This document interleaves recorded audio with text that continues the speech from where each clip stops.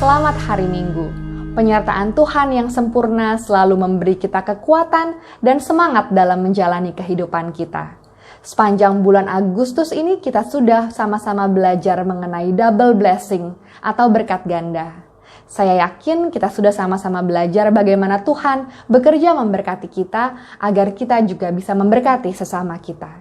Saat ini, mari sama-sama kita mau siapkan hati untuk masuk dalam ibadah. Mari kita bersatu di dalam doa.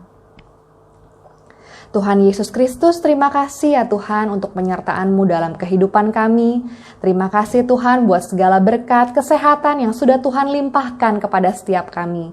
Saat ini kami mau masuk ke dalam ibadah, biarlah kami mempersiapkan hati, pikiran kami tertuju fokus hanya kepadamu untuk menyembah, memuji, dan belajar mengenai kebenaran firman Tuhan.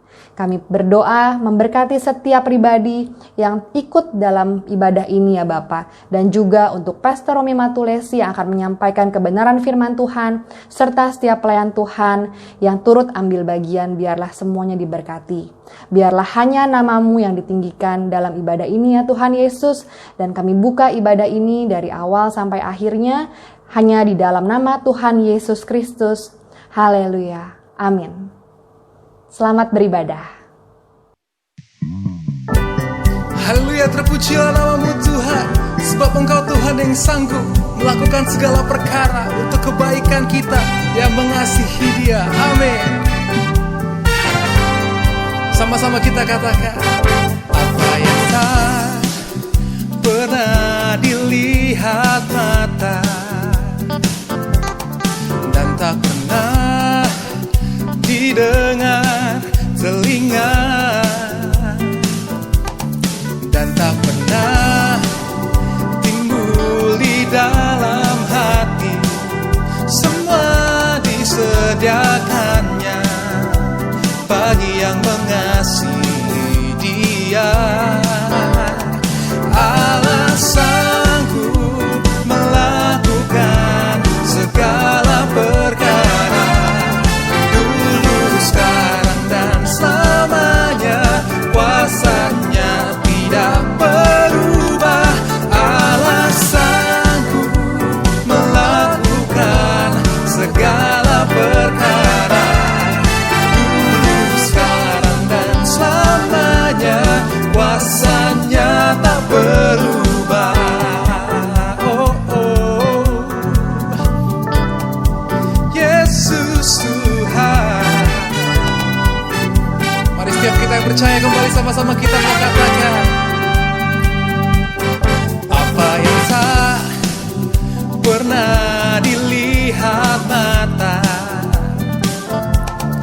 dan tak pernah didengar telinga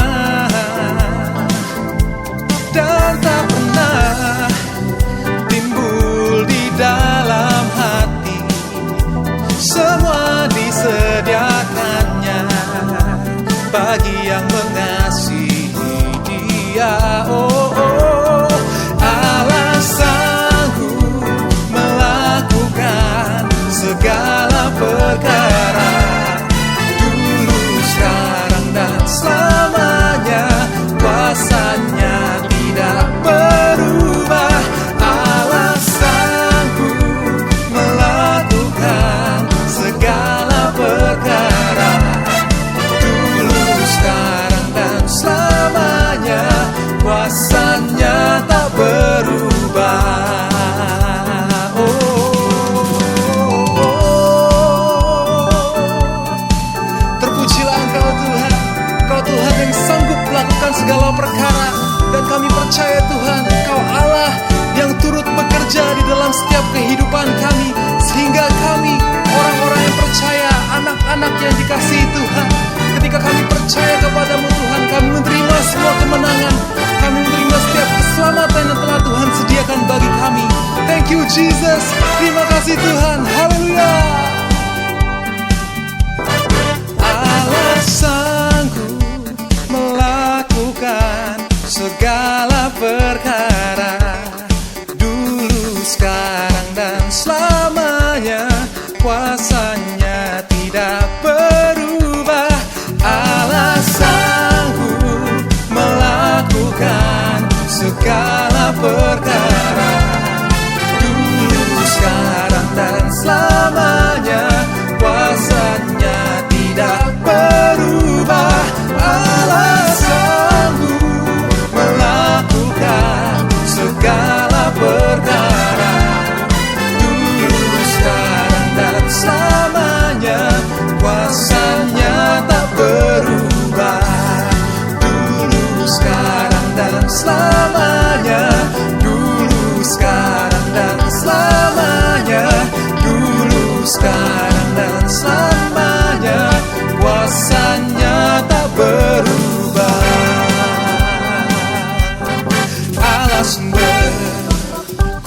kuatku, Allah sumber kuatku, Allah sumber kuatku dan bagianku selamanya. Allah sumber kuatku, Allah sumber kuatku, Allah sumber kuatku dan bagianku selamanya, selamanya. Yesus Tuhan, hanya Kau milikku di surga. Tiada yang ku ingini di bumi, hanya Kau. Tak ku andalkan kekuatanku, namun yang pasti Kau tetap selamanya. Allah sumber kuatku, Allah sumber kuatku, Allah sumber kuatku dan bagianku selamanya. Allah sumber kuatku, Allah sumber kuatku, Allah sumber kuatku dan bagianku selamanya. Allah sumber kuatku, Allah sumber kuatku, Allah sumber kuatku dan bagianku selamanya. Allah sumber kuatku, Allah sumber kuatku, Allah sumber kuatku dan bagianku selamanya, selamanya, selamanya, selamanya.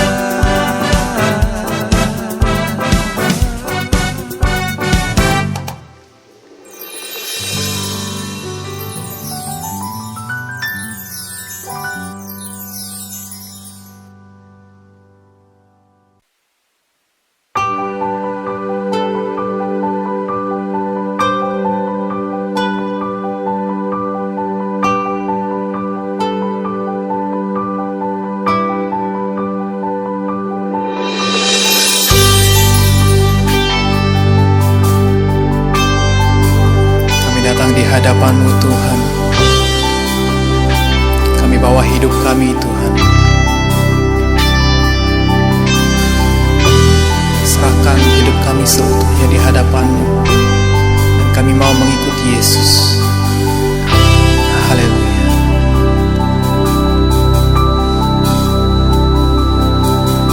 Semua karena anugerah-Mu hari ini ada, bukan karena kuatku, namun karena Roh-Mu. Ku bawa hatiku, penyembahanku semakin berkurang, Yesus semakin bertambah. Mengikut Yesus, itulah kesukaan hatiku. Ku lepas semua hakku untuk mengenal kehendak-Nya di hidupku. Mengiring Yesus, itulah kekuatan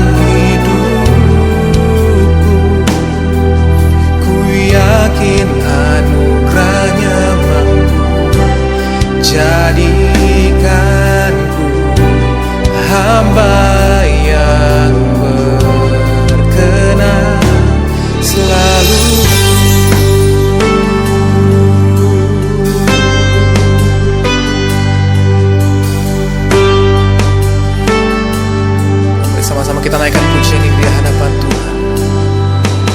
Semua karena anugerah-Mu hari ini ada.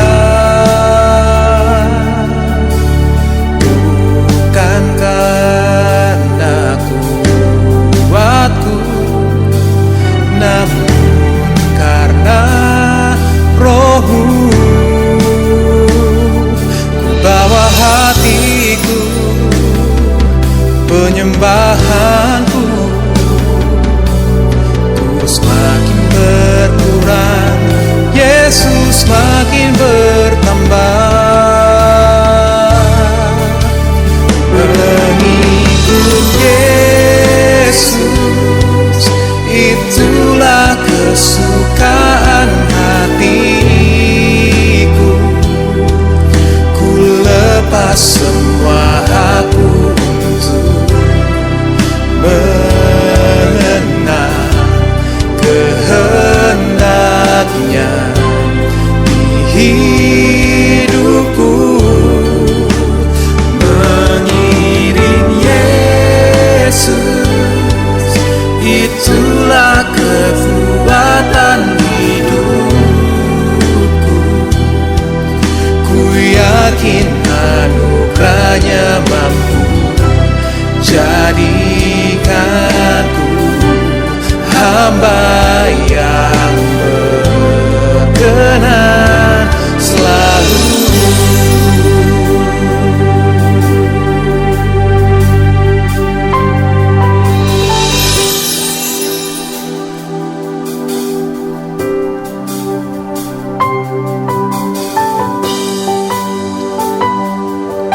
Terima kasih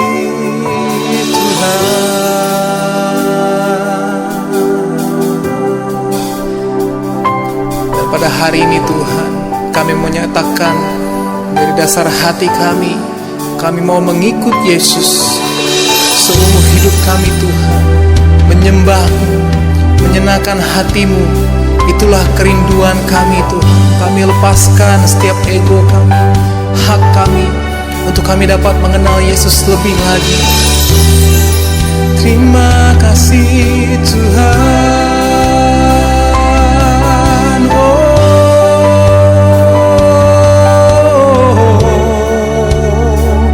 Kami menyembah-Mu, kami memuji-Mu, kami tinggikan Engkau, kami muliakan Engkau, Yesus. Kaulah segalanya, Kaulah satu-satunya Tuhan. Kami menyembah-Mu.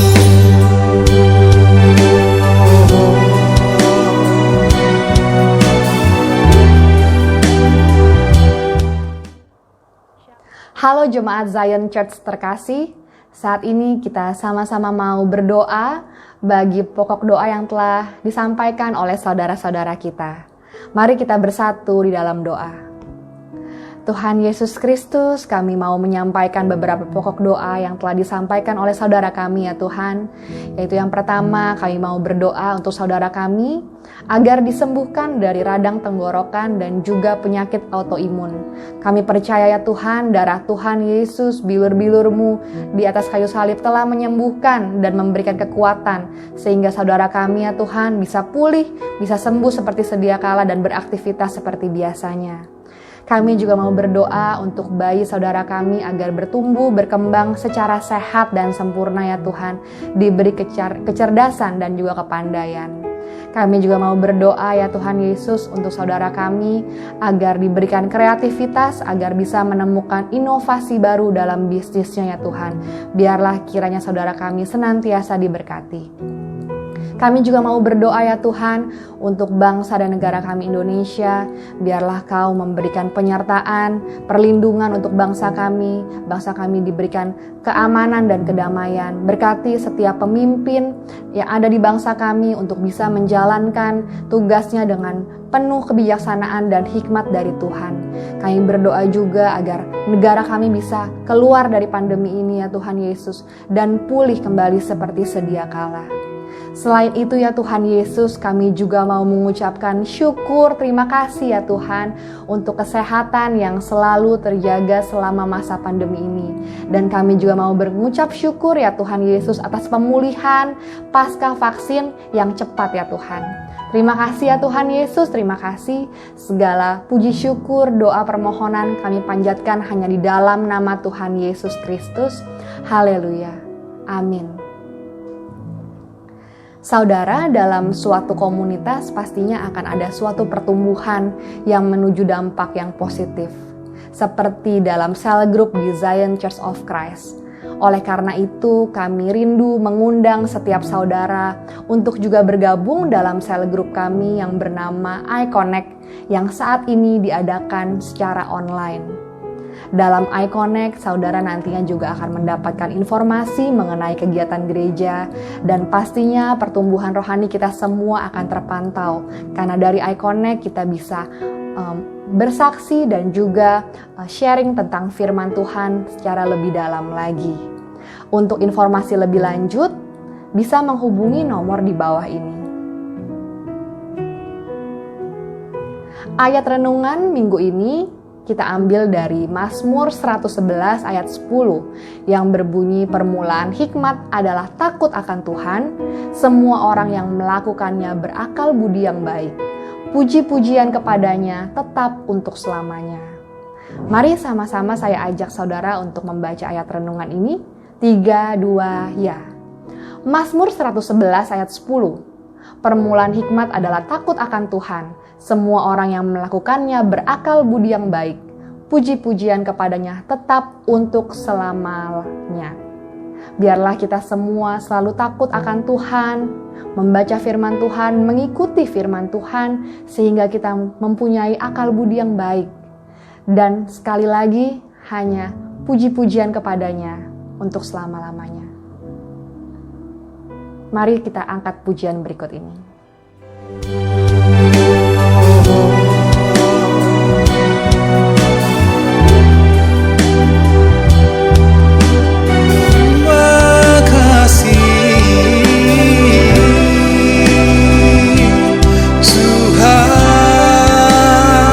Mari sama-sama kembali kita mau angkat kedua tangan kita sembah Tuhan, kita katakan, mengikut Yesus, itulah kesukaan hatiku, ku lepas semua hakku untuk mengenal kehendaknya di hidupku, mengiring Yesus, itulah kesukaan hidupku, ku yakin anugerahnya mampu jadikanku hamba yang berkenan selalu.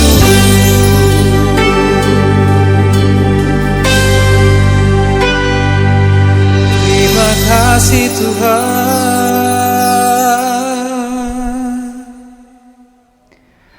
Hai, puji nama Tuhan. Saya senang bisa menjumpai saudara kembali. Tahukah saudara bahwa firman Tuhan berkata, hati yang gembira adalah obat yang manjur. Hari-hari ini bagaimana orang bisa bergembira?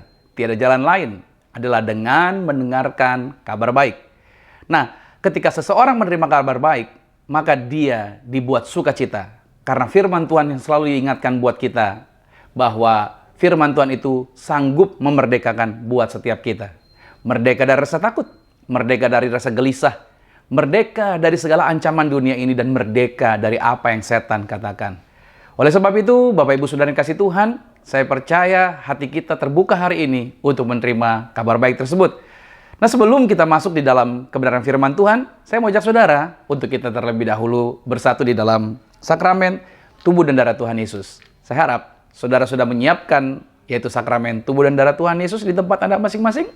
Dan kita akan berdoa untuk ini terlebih dahulu. Mari kita berdoa. Tuhan Yesus, terima kasih buat kabar baik yang akan kami terima hari ini. Terima kasih buat kesempatan kami boleh menikmati lawatan dan hadirat Tuhan. Terima kasih buat segala kemurahan yang Tuhan limpahkan. Maka sebentar kami akan makan tubuh dan minum darah Yesus, masuk dalam sakramen tubuh dan darah-Mu. Aku berdoa, barang siapa yang makan tubuh dan minum darah Yesus, Alkitab katakan kami tinggal di dalam Engkau, Engkau ada di dalam kami. Maka tidak ada kuasa apapun di bawah kolong langit ini yang sanggup memisahkan kami dari kasih Kristus. Dan setelah itu kami akan masuk dalam kebenaran firman Tuhan.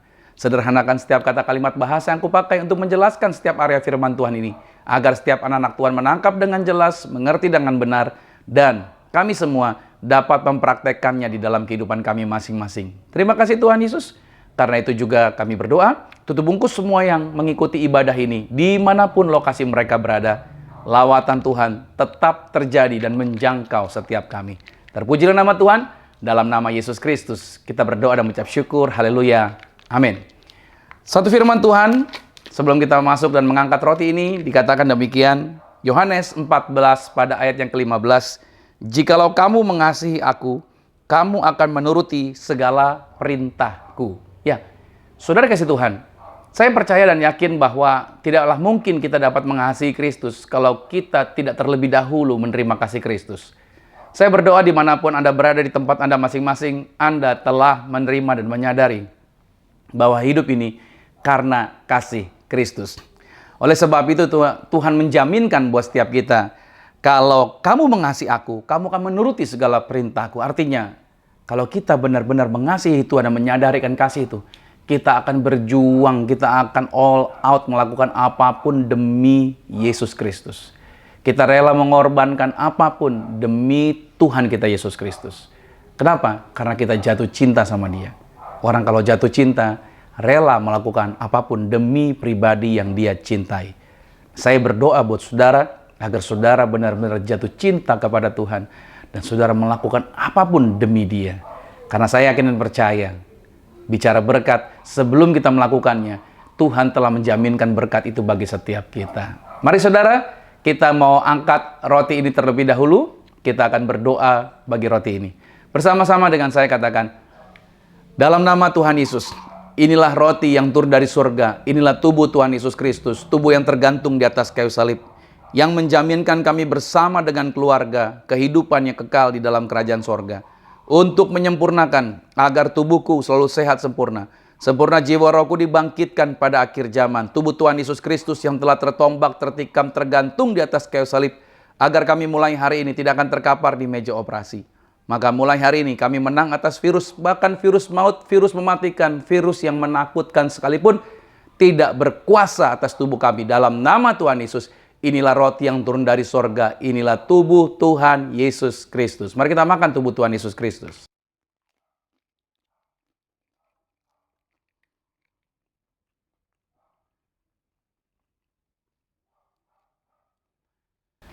Demikian pula kita mengangkat anggur ini bersama-sama dengan saya. Kita berdoa ini menjadi darah Yesus. Katakan sama-sama, dalam nama Tuhan Yesus, inilah darah Yesus Kristus, darah yang tercurah, darah yang tertumpah di atas kayu salib sebagai perjanjian yang baru dan yang kekal. Mulai hari ini bersama keluarga, kami berjanji saling mengasihi, saling mengampuni.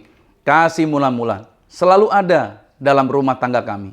Oleh darah Yesus, kami dijaminkan, yaitu punya rumah di bumi, punya rumah di sorga. Kami dijaminkan dijagai pasukan malaikat, tidak akan celaka bahaya, bahkan segala kuasa gelap, roh maut, santet, pelet guna-guna, perdukunan, tidak berkuasa atas kehidupan kami. Bahkan apa saja yang kami sentuh, yang kami pegang, yang kami kerjakan, dijaminkan dibuat Tuhan pasti berhasil. Dalam nama Tuhan Yesus, inilah darah Yesus Kristus. Mari kita minum darah Tuhan Yesus Kristus.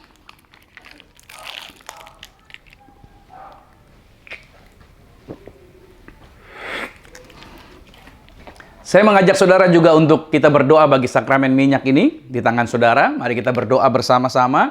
Tuhan yang memberikan perintah. Jadi aturan dari Tuhan tidak pernah dirubah. Murid-murid diperintahkan berdoa untuk orang sakit dengan menggunakan sakramen minyak. Dan saya menggunakan minyak zaitun. Tuhan yang mengajarkan akan hal ini. Maka oleh sebab itu saudara yang kasih Tuhan, ambil minyak di tempat Anda. Kita berdoa bersama-sama. Minyak di tempat Anda, di tangan Anda juga jadi minyak urapan. Katakan sama-sama dalam nama Tuhan Yesus. Inilah minyak urapan. Setiap tetes saya punya kuasa mengusir setan. Setiap oleh saya punya kuasa menyembuhkan penyakit. Silakan mulai hari ini. Pasukan malaikat surgawi hadir jagai kami. Kami tolak setan, tuyul, dukun-dukun, kuasa kegelapan, roh jahat. Kami lumpuhkan, kami hancurkan dalam nama Tuhan Yesus. Inilah minyak urapan. Saudara, Anda boleh teteskan di atas kepala saudara.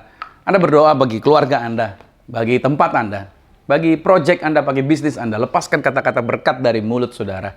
Ingat baik-baik, berkat dan kutuk itu bukan hanya berbicara mengenai hal-hal yang rohani. Tapi berkat dan kutuk juga berbicara mengenai apa yang kita mau lepaskan dari mulut kita. Kutuk, kata-kata negatif, atau berkat, kata-kata yang mengandung kehidupan yang kita mau ucapkan.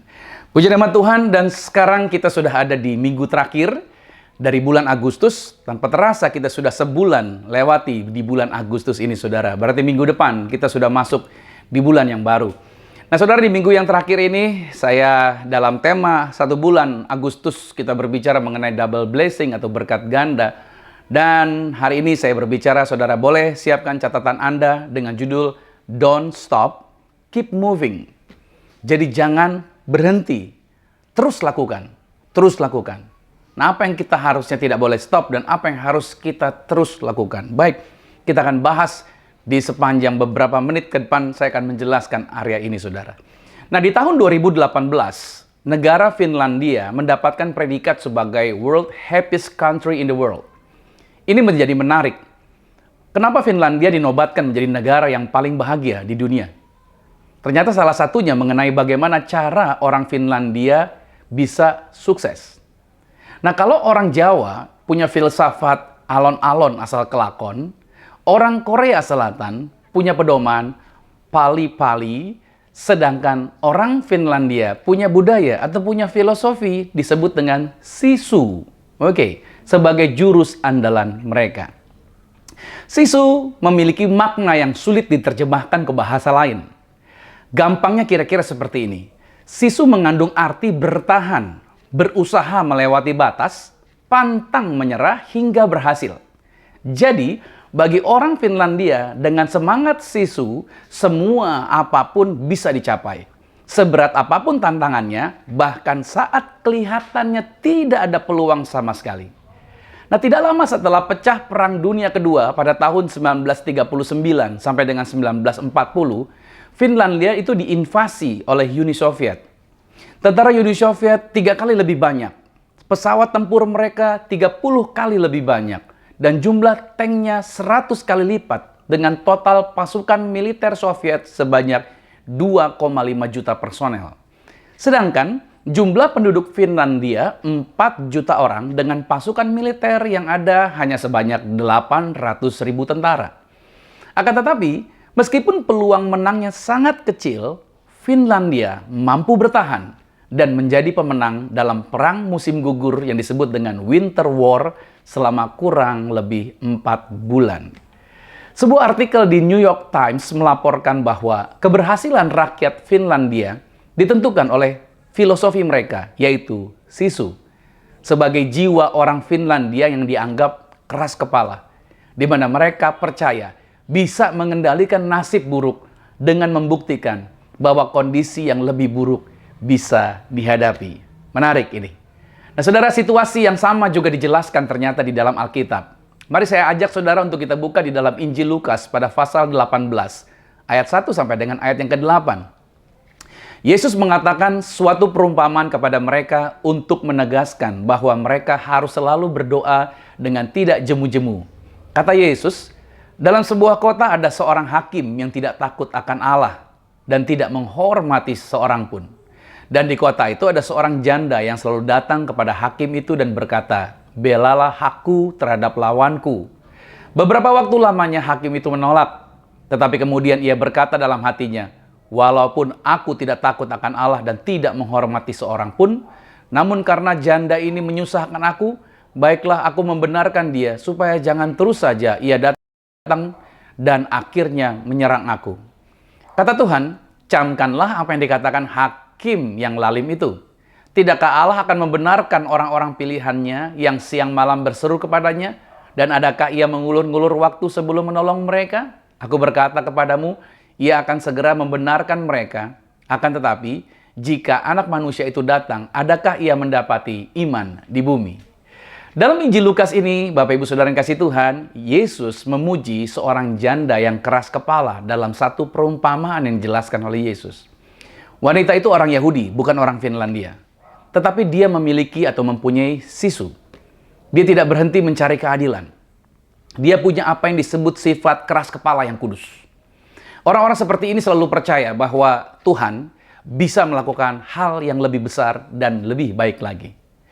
Pada momen-momen tertentu di dalam kehidupan ini, Anda akan butuh sejumlah sisu di dalam kehidupan Anda.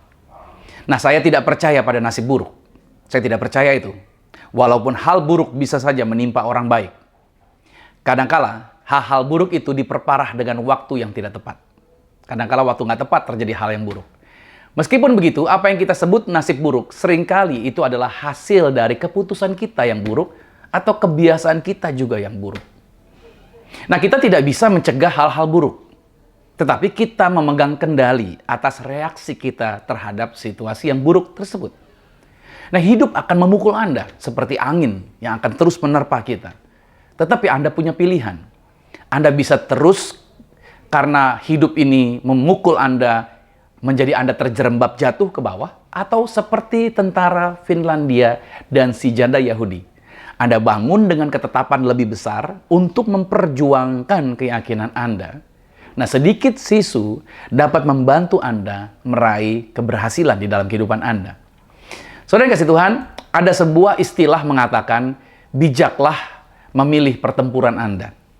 Memang ada sebuah pertempuran yang justru hanya akan menyia-nyiakan energi dan waktu Anda. Tetapi, ada beberapa pertempuran di mana Anda tidak boleh menyerah. Jadi saudara, Anda harus mencari tahu, di pertempuran manakah Anda harus mengerahkan segalanya, atau saya sebut dengan all out. Karena sesungguhnya kehidupan ini tidak ada yang santai. Kehidupan ini dibutuhkan perjuangan, dibutuhkan ketekunan, serta kerja keras. Kemudian kita harus mulai mengambil sikap. Dalam 2 Timotius 2 pada ayat 4 sampai dengan ayat yang ke-6, di sana disebutkan, seorang prajurit yang sedang berjuang tidak memusingkan dirinya dengan soal-soal penghidupannya, supaya dengan demikian ia berkenan kepada komandannya. Seorang olahragawan hanya dapat memperoleh mahkota sebagai juara apabila dia bertanding menurut peraturan-peraturan olahraga. Seorang petani yang bekerja keras haruslah yang pertama menikmati hasil usahanya. Lihat dari teks ini dijelaskan ada perjuangan di sana, ada ketekunan di sana, dan ada kerja keras di sana. Lantas pertanyaannya adalah apakah hubungan yaitu semua ini dengan berkat Allah di dalam kehidupan kita? Saudara yang kasih Tuhan, saya menjumpai sejumlah orang memperlakukan berkat Tuhan itu seperti orang yang membeli tiket undian berhadiah. Mereka berharap dapat memperolehnya melalui keberuntungan. Jadi berkat Tuhan dapat karena keberuntungan saja. Nah, tentu saja itu adalah menjadi kaya yang dikamuflase dengan baik. Lalu ada lagi orang yang meremehkan arti berkat dengan sejumlah trik magis. Misalkan dengan cara menetapkan suatu rumus. Jika saya melakukan X, maka Tuhan akan melakukan Y atau Y. Nah, saudara, itu namanya merendahkan Tuhan. Kenapa demikian? Karena persoalannya Tuhan kita, yaitu Tuhan yang tidak bisa diprediksi. Anda nggak bisa ngatur Tuhan gitu loh. Kita nggak bisa menebak nanti Tuhan akan buat seperti ini nih. Tuhan tidak bisa diatur oleh strategi manusiawi kita. Saya mau kasih tantangan seperti ini. Coba Anda uji deh. Pada saat Anda berhadapan dengan persoalan, lalu coba naikkan doa dan mulai memikirkan semua kemungkinan serta berbagai alternatif cara Tuhan menolong Anda. Mungkin Anda telah membayangkan 100 kemungkinan cara Tuhan menolong Anda. Maka, cara Tuhan menolong Anda adalah, yaitu dengan melewati semua kemungkinan yang Anda telah imajinasikan tadi, And then kemudian Tuhan membuat caranya sendiri. Ajaib ya. Itulah Tuhan kita. Makanya dia disebut dengan Tuhan yang ajaib. Haleluya. Nah, kalau di dalam sebuah film yang saya tonton, Anda juga mungkin bisa nonton filmnya, yaitu film Avengers Infinity War. Di sana Dr. Strange memperkirakan masa depan alternatif yang akan terjadi untuk menghadapi Thanos, yaitu sebanyak 14.605 kemungkinan. Dari semua percobaan itu, ia mengatakan bahwa hanya satu alternatif yang pasti akan berhasil menang menghadapi Thanos. Artinya, langkah tindakannya masih dapat diprediksi. Tetapi, cara langkahnya Tuhan sama sekali tidak dapat diprediksi atau tidak dapat diduga. Itulah yang saya katakan, kehebatan Tuhan kita. Bahwa Tuhan tidak dapat diduga kemungkinan apapun yang akan Dia lakukan. Saudara yang kasih Tuhan, berkat Tuhan tidak didapat dari keberuntungan. Tolong garis bawahi ini, bahwa berkat Tuhan itu tidak didapat dari keberuntungan, tetapi dengan kerja keras. Berkat Tuhan juga bukan magic. Berkat Tuhan bukan sihir, melainkan sesuatu yang didapat dari ketaatan yang teguh pada arah yang sama. Dan selagi ini dibahas, saya mau katakan bahwa berkat tidak bisa didapat jika, maaf ya, Anda setengah-setengah dengan Tuhan. Tuhan tidak terkesan dengan ketaatan yang hanya terlihat dari luar saja. Berkat Tuhan bukanlah sesuatu yang yaitu yang didapat di luar keselamatan. Artinya di luar Yesus ya tidak bisa. Berkat Tuhan itu artinya saudara harus pahami, didapatkan berdasarkan keselamatan yang kita miliki di dalam Kristus. Berkat Tuhan sudah menjadi bagian dari paket penawaran, yaitu paket penawaran yang telah dibeli secara lengkap di atas salib Kalvari. Nah, jika Anda di dalam Kristus, maka setiap berkat yang ada di dalam Alkitab itu sudah pasti menjadi milik Anda. Katakan amin. Dalam Efesus 1 ayat yang ketiga dikatakan, terpujilah Allah dan Bapa Tuhan kita Yesus Kristus, yang dalam Kristus telah mengaruniakan kepada kita segala berkat rohani di dalam surga. Dari ayat ini jelas bahwa di dalam Kristus segala berkat rohani sudah dijaminkan buat setiap kita. Jadi artinya tidak ada berkat di luar keselamatan kita. Jadi siapapun yang telah percaya pada Yesus dijaminkan setiap berkat ini menjadi milik Dia. Nah, oleh sebab itu ciri dari berkat Tuhan yaitu akan mendorong Anda dalam memberikan segalanya kepada Tuhan. Itu ciri orang yang diberkati Tuhan. Dia akan terdorong untuk selalu mau melakukan segala sesuatu buat Tuhan. Termasuk mengasihi Tuhan dengan segenap kekuatan. Dengan mengasihi Tuhan dengan rela untuk sampai mencucurkan darah. Sampai berkeringat buat Tuhan. Mencucurkan air mata. Bahkan sampai penurunan berat badan. Artinya mungkin berpuasa ya seperti itu saudara.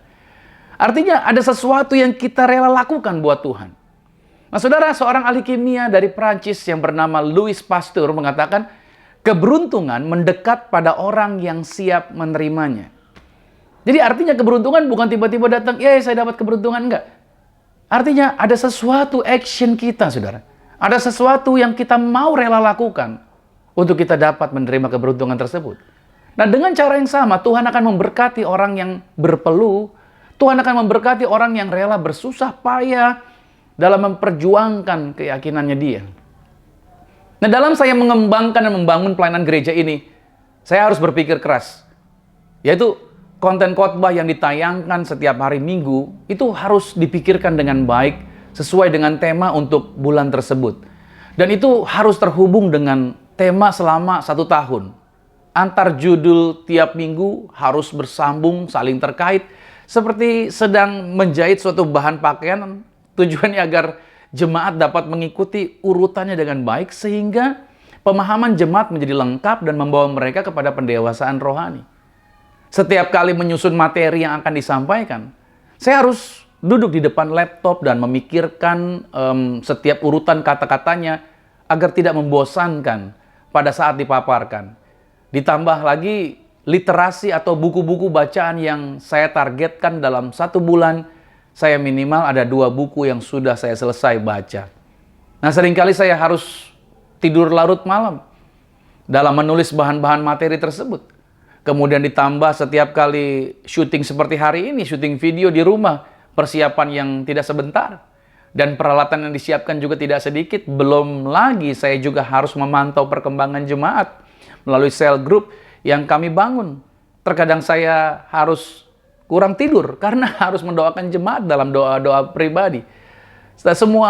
Semua hal itu, saudara, masih di luar kegiatan pribadi saya dengan keluarga. Jadi, saya berjerih lelah untuk melayani Tuhan. Karena saya tahu Dia telah mengasihi saya, maka saya rela melakukan ini dan itu untuk kemuliaan bagi nama Tuhan. Artinya, kita tidak hanya bisa hanya berdoa saja, seakan-akan nanti Tuhanlah yang akan menentukan hasilnya gitu, saudara. Saya percaya 100% kuasa doa. Tapi saya yakin dan percaya bahwa Tuhan tidak mengarahkan kita cuma untuk duduk diam dan berdoa saja. Anda juga harus bekerja seakan-akan Andalah yang menentukan hasilnya. Inilah balance, keseimbangan. Berkat Tuhan tidak jatuh begitu saja dari langit ke pangkuan kita gitu loh. Ya, memang benar Tuhan dalam contoh di Alkitab memberikan tanah perjanjian kepada Israel, tetapi catat dan garis bawahi, bukan berarti mereka menduduki tanah perjanjian, bukan berarti para raksasa yang telah lama tinggal di tanah Kanaan itu langsung mengibarkan bendera putih tanda menyerah. Enggak loh, ada perlawanan di sana. Yosua bukan hanya harus berperang melawan Jericho, tetapi dia juga harus melancarkan 13 pertempuran di mana 31 raja dia kalahkan. Lihat, ada perjuangan yang harus dia lakukan. Dan kenyataannya raja-raja itu yang dihadapi oleh Yosua tidak menyerah tanpa perlawanan. Nah, ketika Israel juga berhasil menduduki tanah perjanjian, tanah itu nggak lantas memberikan hasil ladangnya tanpa ditanami dulu. Orang Israel harus membajak ladang dan menggali sumur dengan berkeringat di kening mereka. Ini yang seringkali tidak dipahami oleh orang-orang percaya atau orang-orang Kristen. Mereka pikir semuanya kan Tuhan yang atur. Berkatnya semua dari Tuhan. Betul, saya percaya. Seolah-olah kita tidak perlu melakukan apapun lagi. Mungkin mereka ingat kata-kata firman bahwa berkat Tuhanlah yang menjadikan kaya, susah payah tidak menambahi gitu ya. Terus ya, Tuhan memberkati anak-anaknya pada waktu tidur. Coba praktekkan secara harfiah. Coba Anda tidur-tidur saja. Ya, mumpung lagi pandemi, tidur aja, nggak usah kerja, nggak usah ngapa-ngapain. Kita lihat apakah itu akan terjadi bagi hidup Anda. Dalam memahami Alkitab harus lihat dari konteksnya. Jangan hanya baca teksnya lantas berkata menerima seperti yang dituliskan di sana. Nah, itu mesti ada penjelasan tambahan lagi ketika saudara membaca sebuah ayat di dalam firman Tuhan. Dalam sebuah peristiwa juga, saudara, sebelum Israel masuk ke tanah perjanjian, Yosua berperang melawan bangsa Amalek. Lalu Musa dibantu Harun dan Hur berdoa di atas bukit dengan cara begini, yaitu Musa mengangkat tangan ke atas. Nah, setiap kali tangan Musa lelah dan diturunkan, maka lebih kuatlah bangsa Amalek, lebih kuatlah musuh. Sebaliknya, setiap kali tangan Musa terangkat ke atas, lebih kuatlah bangsa Israel di bawah pimpinannya Yosua. Mari kita lihat di dalam Keluaran 17 ayat 10. Lalu Yosua melakukan seperti yang dikatakan Musa kepadanya dan berperang melawan orang Amalek. Tetapi Musa, Harun dan Hur telah naik ke puncak bukit. Dan terjadilah apabila Musa, lihat, mengangkat tangannya, lebih kuatlah Israel. Tetapi apabila dia menurunkan tangannya, lebih kuatlah Amalek. Maka penatlah, pegel, capek tangannya Musa. Sebab itu mereka mengambil sebuah batu, diletakkan di bawahnya supaya Musa duduk di atas batu itu. Nah, Harun dan Hur menopang kedua belah tangannya Musa. Seorang di sisi yang satu, seorang di sisi yang lain. Sehingga tangannya Musa tidak bergerak sampai matahari terbenam. Demikianlah Yosua mengalahkan Amalek dan rakyatnya dengan mata pedang. Kalau tangan Musa tidak turun, Israel menang. Dan saudara bisa melihat di sini, artinya apa? Kalau Musa nggak berdoa seperti itu, tidak ada kemenangan, tidak ada keberhasilan. Apakah semuanya harus karena Tuhan yang buatnya? Ternyata ada kerja sama, ada peran daripada kita juga. Berkat Tuhan jarang sekali dicurahkan tanpa sebuah upaya. Kita harus mengusahakannya. Dan kadangkala perlu bergulat dalam ketekunan dan penghormatan kepada Tuhan untuk mendapatkannya.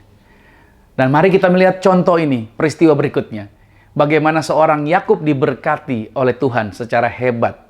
Di dalam Kejadian 32 ayat 24. Lalu tinggallah Yakub seorang diri. Dan seorang laki-laki bergulat dengan dia sampai fajar menyingsing. Ketika orang itu melihat bahwa ia tidak dapat mengalahkannya, ia memukul sendi pangkal paha Yakub sehingga sendi pangkal paha itu terpelecok ketika ia bergulat dengan orang itu.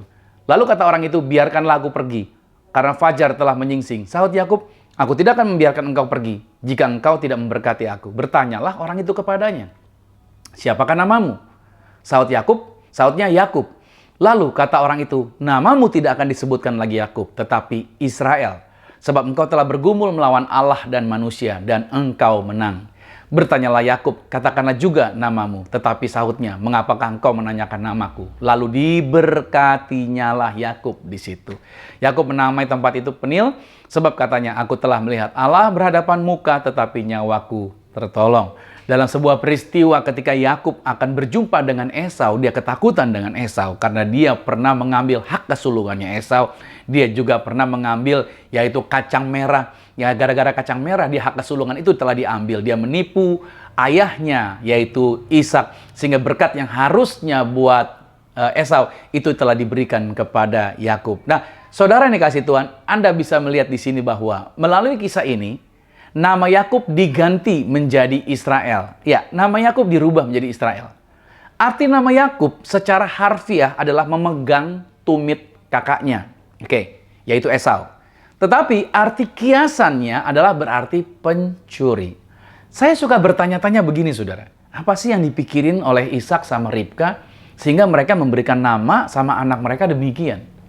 Nah, saya bersama istri saya, ya tidak pernah kami mengatakan bahwa kamilah orang tua terbaik di dunia ini. Tetapi setidaknya kami tidak pernah menamai anak-anak kami dengan sebutan pembohong, si licik, atau penipu.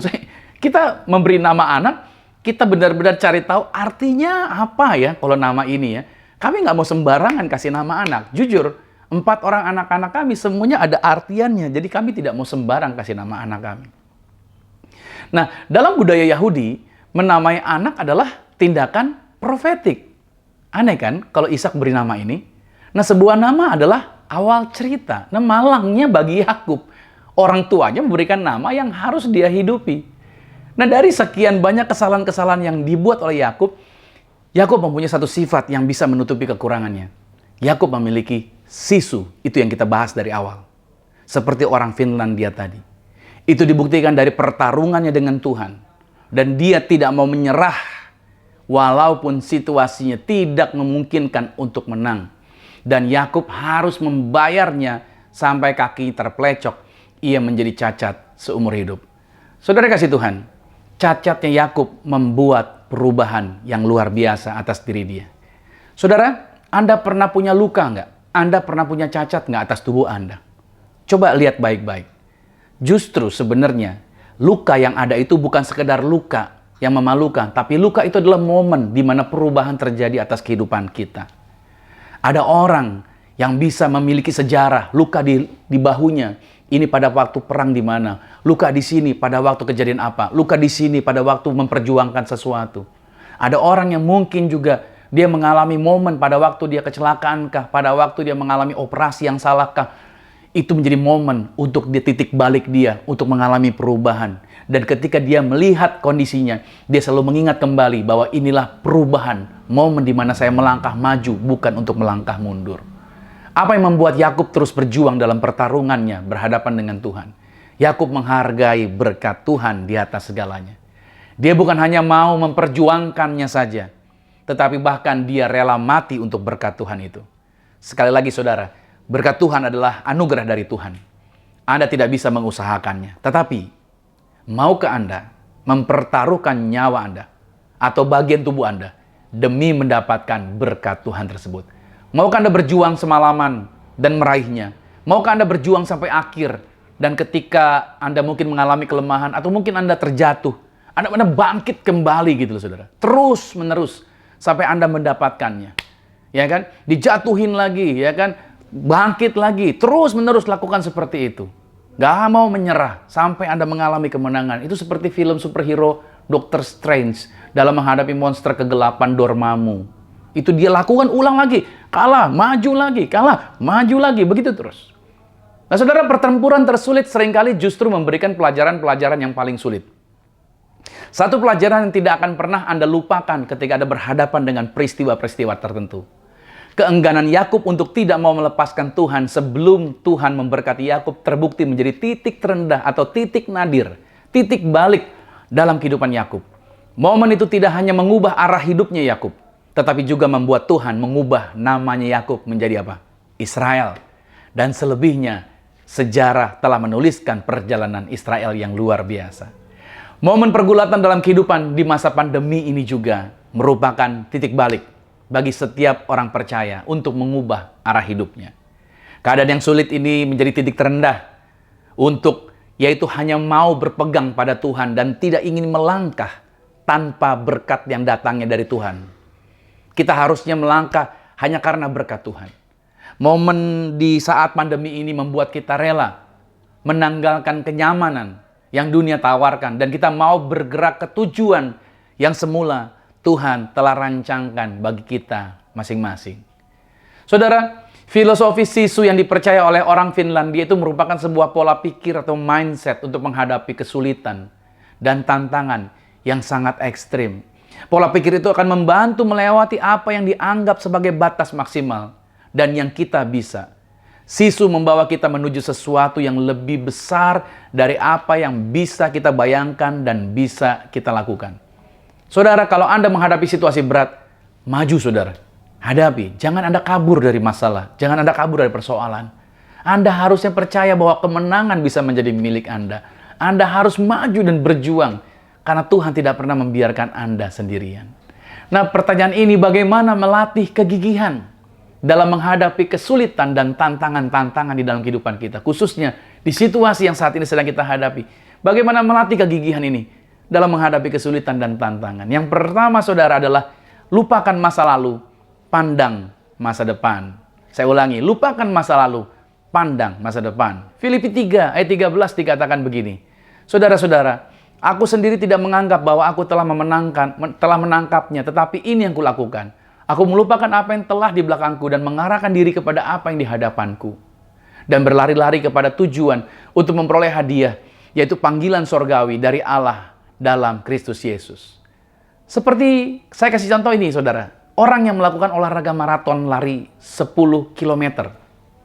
Olahraga maraton itu nggak cepat-cepat larinya. Dia slow untuk mencapai 10 km. Nah, tantangannya adalah kelelahan, yaitu berhenti di tengah perlombaan. Nah, olahraga maraton itu, saudara, itu akan melatih ketahanan individu untuk terus mengarahkan diri mencapai tujuan tertentu di depan, serta untuk terus menjaga motivasinya hingga sampai garis akhir. Sama seperti ketika saya naik gunung, ketika saya melihat trek yang harus dilalui sepertinya sulit untuk melanjutkannya, saudara. Tetapi saya mengingat dan membayangkan tempat yang akan saya capai.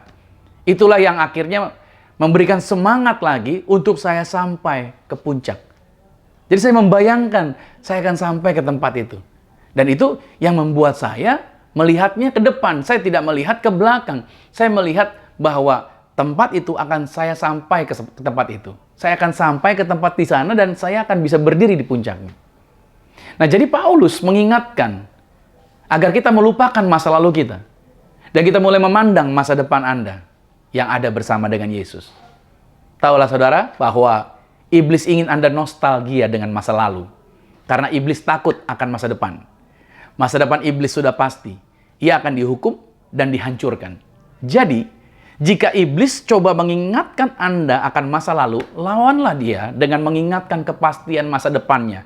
Bahwa iblis akan dihancurkan selamanya. Dan itu powerful sekali, saudara. Haleluya. Yang kedua, perhatikan perubahan yang terjadi. Perhatikan perubahan yang terjadi. Dalam Galatia 6 ayat 17 dikatakan begini.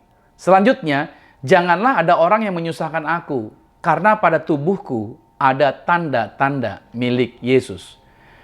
Paulus adalah seorang yang selalu melihat kepada kemajuan yang terjadi dalam kehidupan pertobatannya. Ya, itulah yang membuat dia mampu memupuk semangat dan pola pikir positif dalam menghadapi segala tantangan dalam menjadi pengikut Kristus.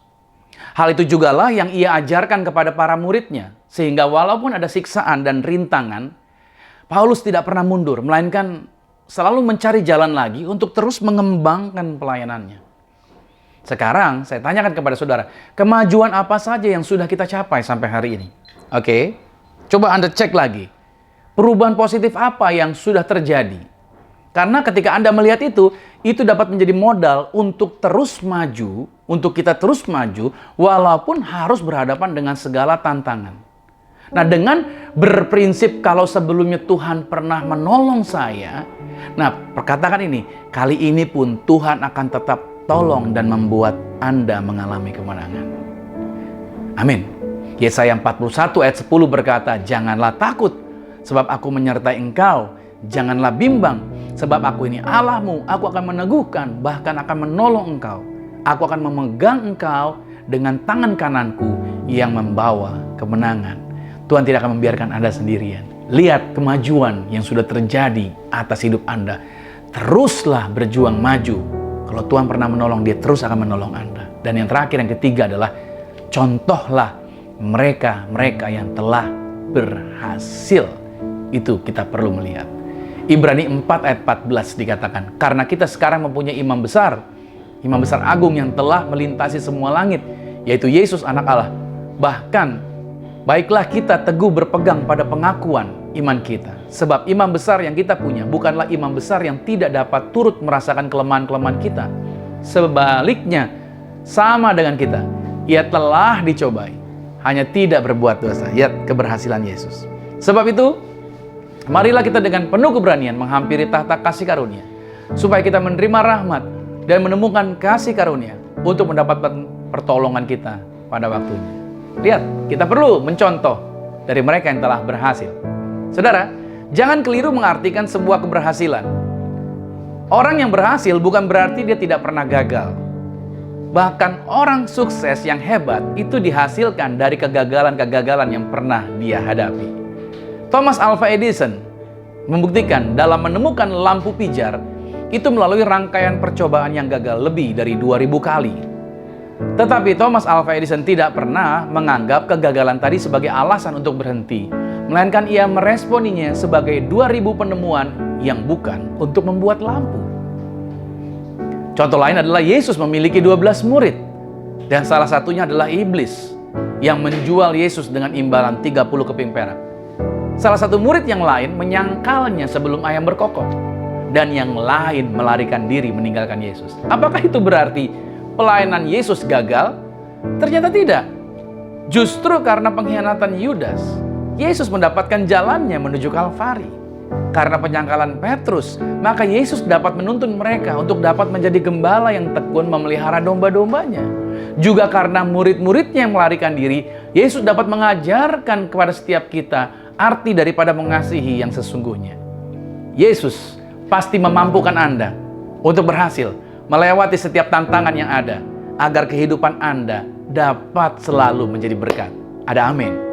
Nah, saudara, artinya ketika kita belajar dari orang-orang yang telah berhasil melewati batas kemampuannya, itu akan menjadi keyakinan bagi kita bahwa jika orang lain bisa, kita juga pasti bisa, saudara. Ya, jika para pahlawan iman mereka bisa all out buat Tuhan, maka saya percaya Anda juga bisa all out buat Tuhan. Nah, baik, saya closing statement, saudara, yaitu dengan melatih kegigihan dalam menghadapi setiap kesulitan, itu akan membuat Anda menjadi pribadi yang berbeda dari sebelumnya. Anda akan dipercayakan berkat ganda dari Tuhan, yang tentunya tujuan yang hendak dicapai bukan lagi tentang diri pribadi, melainkan semua tentang Tuhan dan bagi kemuliaannya Tuhan. Jadi, jangan berhenti untuk terus percaya bahwa Anda selalu diberkati, dan teruslah menjadi berkat bagi setiap orang yang ada bersama dengan Anda. Karena kita semua dipanggil untuk menjadi kepanjangan tangan Tuhan. Mulai kapan kita menjadi berkat? Mulai sekarang, bukan nanti. Jangan tunggu besar, mulailah dari hal yang sederhana. Maka Tuhan akan selalu melipat gandakan berkat-Nya bagi kehidupan Anda. Sebagai ayat penutup di dalam Pengkhotbah 11 ayat yang keempat berkata begini, "Siapa senantiasa memperhatikan angin tidak akan menabur, dan siapa senantiasa melihat awan tidak akan menuai." Umur kita tidak ada yang tahu. Kalau ada kesempatan hari ini untuk menjadi alatnya Tuhan, marilah kita bekerja keras di ladangnya Tuhan. Sehingga pada saat Tuhan datang, didapatinya kita sedang melakukan bagian yang telah Dia percayakan. Saya mengucapkan selamat hari Minggu, dan Tuhan Yesus Kristus memberkati setiap kita. Amin. Saudara kasih Tuhan, sebelum saya tutup dalam doa berkat, saya mengajak saudara, kalau saudara di hari Minggu ini Anda mau didoakan secara langsung oleh saya buka room, yaitu Zoom prayer atau prayer room melalui Zoom online, yaitu di link ini, saudara bisa lihat di layar saudara, yaitu ada meeting ID, juga ada passwordnya di sana. Nah, saudara tinggal buka Zoom Anda, lalu Anda masukkan meeting ID ini, lalu Anda ketikkan passwordnya, Anda akan langsung terhubung dengan saya di sana secara live. Kami akan berdoa buat Anda. Ini adalah untuk sesi yang pagi, yang jam 8, ibadah premier.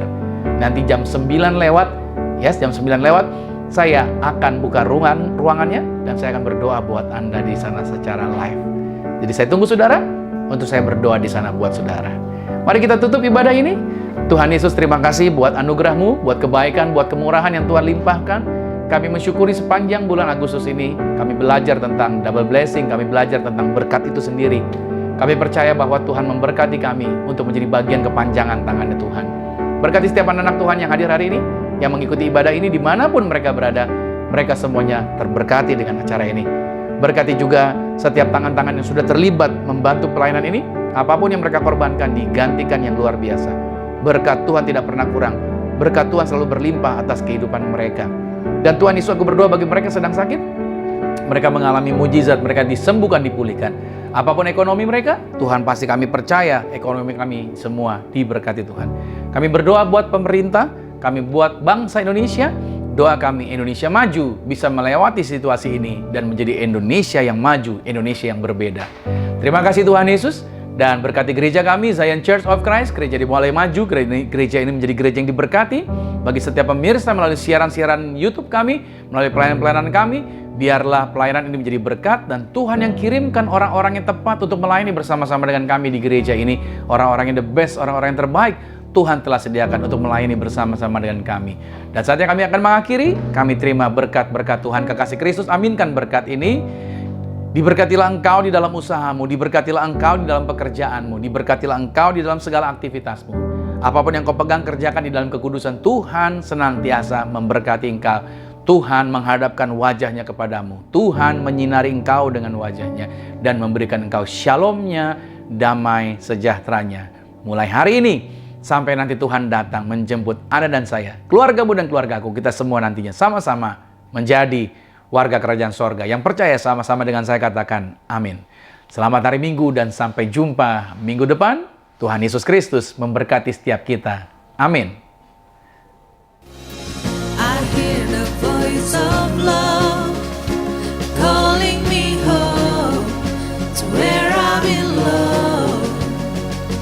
Oh, it cripples every fear, and the ones who will need walk away. Thank you, Lord. So rest in your promises. Now I'm sure of this. I'm yours. 'Cause no power strong enough. No power strong enough to separate me from your love. I'm yours. Come on. Let the waters rise, I will stand. As the oceans roar, let the earth shake beneath me. Let the mountains fall. You are God over the storm, and I am yours.